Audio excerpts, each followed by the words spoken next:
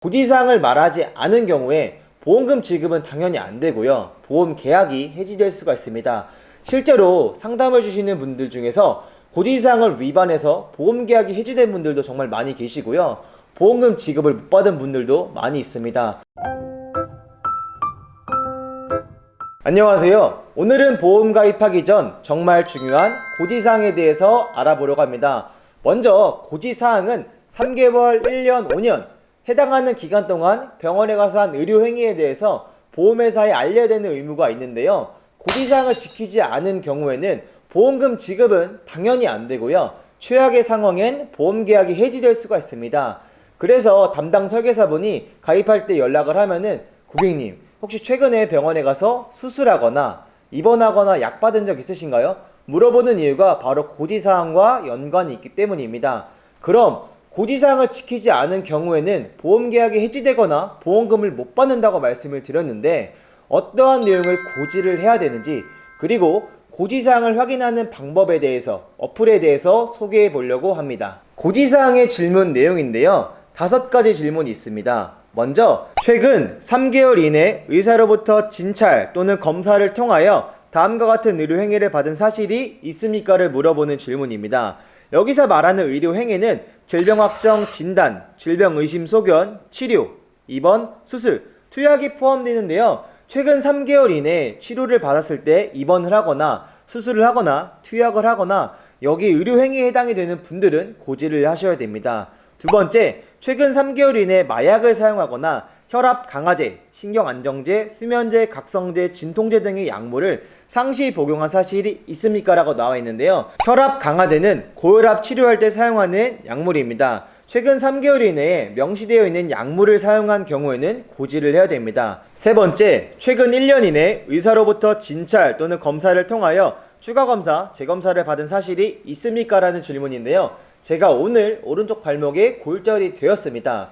병원에 가서 MRI를 찍고 해당하는 치료, 수술을 했는데요. 한 달 뒤에 의사 선생님께서 다시 한번 발목을 검사하자라고 해서 MRI를 촬영한 경우 여기에 해당이 됩니다. 그래서 최근 1년 이내 의사로부터 추가 검사를 받은 사실이 있다면 고지를 하셔야 됩니다. 네 번째, 최근 5년 이내 의사로부터 진찰 또는 검사를 통하여 다음과 같은 의료행위를 받은 사실이 있습니까? 라는 질문인데요. 여기서 말하는 의료행위는 4가지가 있습니다. 입원, 수술, 계속하여 7일 이상 치료, 계속하여 30일 이상 투약 이렇게 4가지가 해당이 되는데요. 입원과 수술은 어렵지가 않을 것 같습니다. 하지만 계속하여 7일 이상 치료, 계속하여 30일 이상 투약하는 게 많이 헷갈리실 것 같은데요. 여기서 말하는 계속하여는 동일한 질병으로 7일 이상을 치료하거나 30일 이상 투약을 한 경우를 얘기하는 겁니다. 제가 2가지 예시를 들어보겠습니다. 먼저 첫 번째, 감기에 걸려서 8일 이상 통원 치료한 경우이고요. 두 번째, 감기 통원 이틀, 오른쪽 발목 골절 3일, 복통으로 3일 치료한 경우입니다. 여기서 말하는 계속하여는 동일한 질병으로 치료한 것이기 때문에 즉, 첫 번째 예시, 감기로 8일 이상 치료한 경우에 해당이 되는 겁니다. 두 번째, 복통과 골절과 감기는 각각 치료로 보기 때문에 여기에는 해당이 안 됩니다.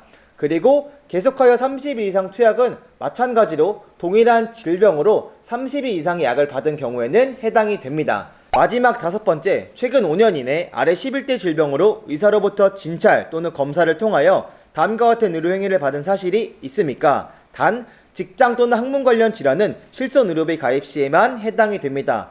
여기서 말하는 의료행위는 질병확정 진단을 받거나 치료, 입원, 수술, 투약을 한 경우에 해당하는데요. 말하고 있는 아래 11대 질병은 암, 백혈병, 고혈압, 협심증, 심근경색, 심장판막증, 간경화증, 뇌졸중증, 뇌출혈과 뇌경색이 포함되어 있고요. 당뇨병, 에이즈, 직장 또는 학문 관련 질환으로 진단을 받거나 치료하거나 입원하거나 수술하거나 투약을 한 경우에는 고지사항에 해당이 됩니다. 고지사항에 대해서 확인해 봤습니다. 정말 중요하기 때문에 꼼꼼하게 확인을 하셔야 되는데요. 그럼 이번에는 고지사항을 확인하는 방법에 대해서 안내해 드리겠습니다.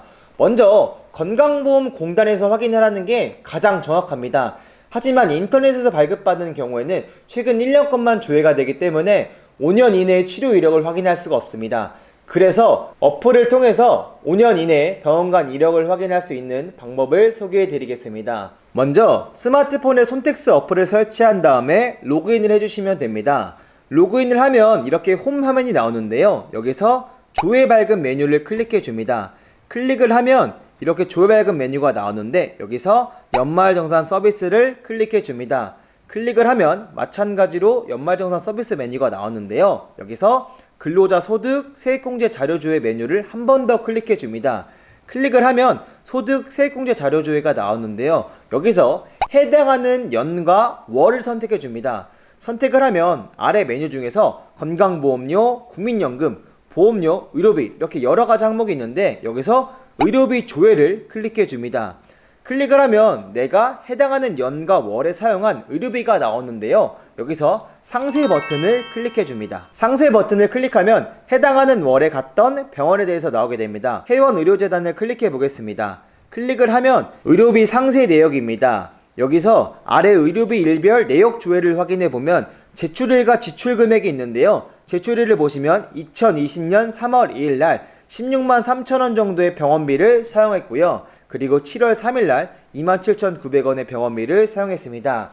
이렇게 해당하는 병원의 방문 일자와 병원비 지출 내역을 확인해서 고지사항을 준비하시면 됩니다. 고지사항을 확인하는 방법에 대해서 같이 알아봤습니다. 보험 가입 전에도 중요하고요. 보험 가입하고 나서도 중요한 게 바로 이 고지사항입니다.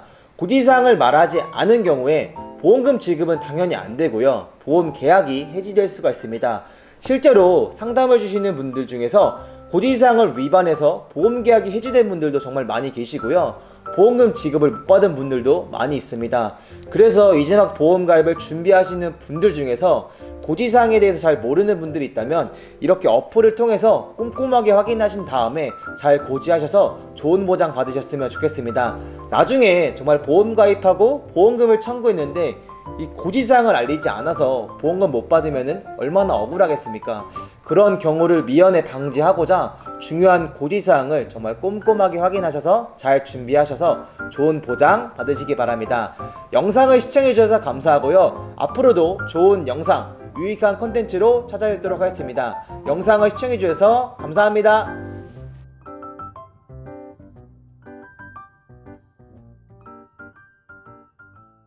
계약 체결 전 상품 설명서 및 약관을 자세히 읽어보시기 바랍니다. 임영길 설계사는 해당 상품에 대해 충분히 설명할 의무가 있으며 가입자는 가입에 앞서 이에 대한 충분한 설명을 받으시기 바랍니다. 프라임에셋 임영길 설계사는 다수의 보험사와 계약 체결 및 중개하는 보험 설계사이고 보험회사로부터 보험계약 체결권을 부여받지 아니하였습니다.